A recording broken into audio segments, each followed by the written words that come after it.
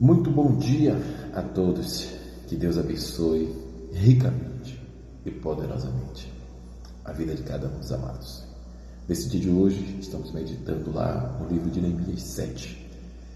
Se você tiver uma Bíblia, por favor, acompanhe essa leitura. Neemias 7, vamos ler a partir do versículo 1, que fala exatamente assim. Sucedeu que depois que o muro foi edificado, eu levantei as portas e foram estabelecidos os porteiros, os cantores e os levitas. E nomeei Anani, meu irmão, e a Ananias, líder da fortaleza sobre Jerusalém, porque ele era homem fiel e temente a Deus, mais do que muitos. E disse-lhe: não se abra as portas de Jerusalém até que o sol aqueça, enquanto os que assistirem ali permaneça fechado as portas. Amados amigos e irmãos, o que me chamou bastante atenção aqui nesta mensagem foi exatamente esse capítulo 2 aqui que ele fala: olha, eu nomeei Anani e meu irmão e Ananias, líder da fortaleza sobre Jerusalém, porque ele era homem fiel e temente a Deus mais do que muitos. Eu gostaria de ficar só nessa mensagem, para que nós venhamos entender o texto todo. Nós sabemos que aqui é uma história de Jerusalém. Sabemos que Nabucodonosor, o rei da Babilônia, por permissão de Deus, ele entrou em Jerusalém, destruiu tudo, queimou as portas da cidade, derrubou os muros, enfim, matou levita, matou o sacerdote, queimou o templo de Jerusalém, enfim, ele fez um maior estrago.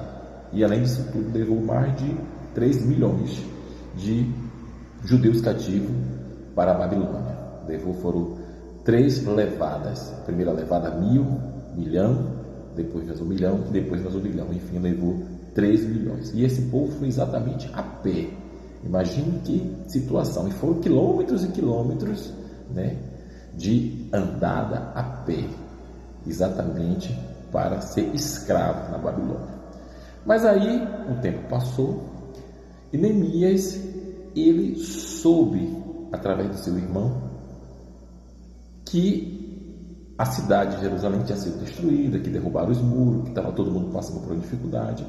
E ele pergunta: e que sobrou? E aí o irmão dele fala: ficou alguns velhos, algumas crianças, que para Nabucodonosor não teve muita utilidade. Ele queria realmente escravidar homens, mulheres, pessoas que pudessem lhe dar lucro, Então essas pessoas, muitos doentes, tudo, ele não se interessou.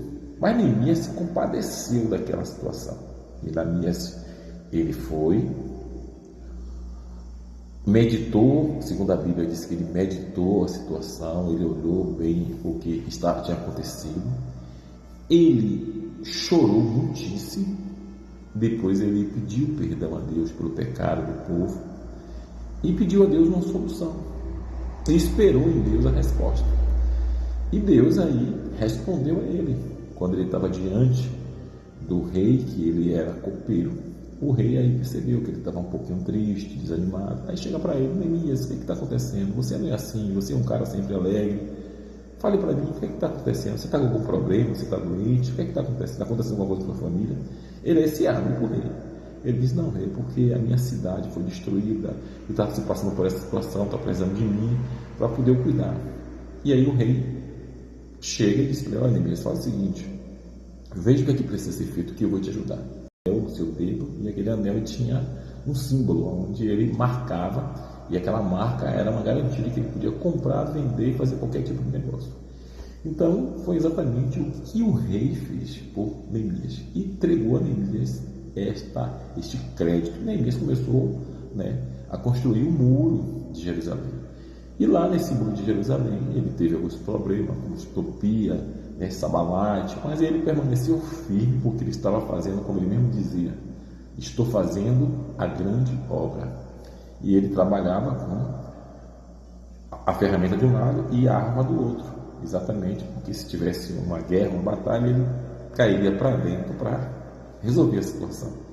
E ali ele passou pela dificuldade e tudo, e em menos de 52 dias ele conseguiu edificar o muro de Jerusalém, conseguiu instalar as portas de Jerusalém. Eram 12 portas e essas portas estavam todas edificadas, ele conseguiu levantar, enfim, ele conseguiu construir na realidade de Jerusalém.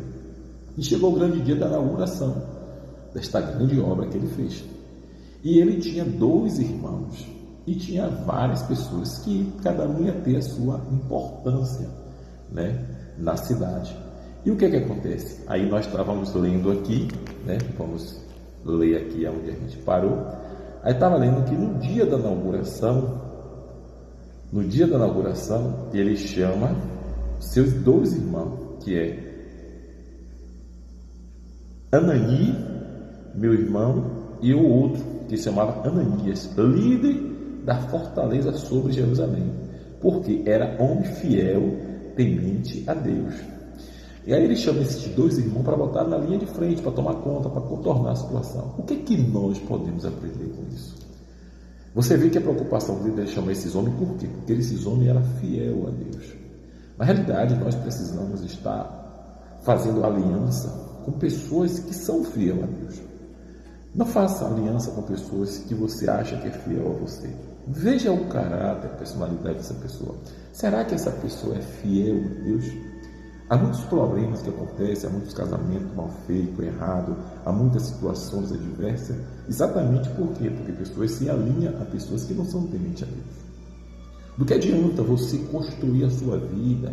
Hoje você é um homem que está servindo a Deus, está fazendo a vontade de Deus, está ali, estava com a vida toda errada. Deus construiu a sua vida, assim como Ele construiu, né, a cidade de Jerusalém através desse homem de Deus chamado Neemias.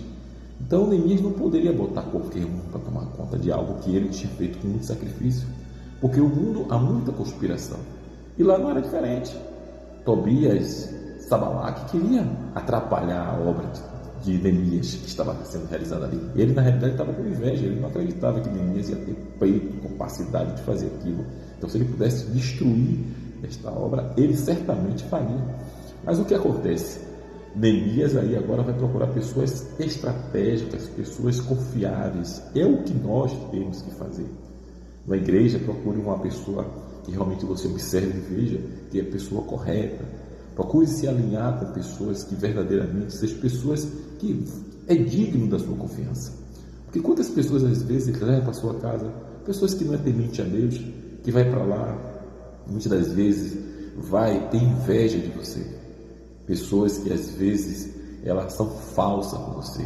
Não abra sua boca para contar os seus segredos, suas coisas com qualquer um que aparece na sua vida.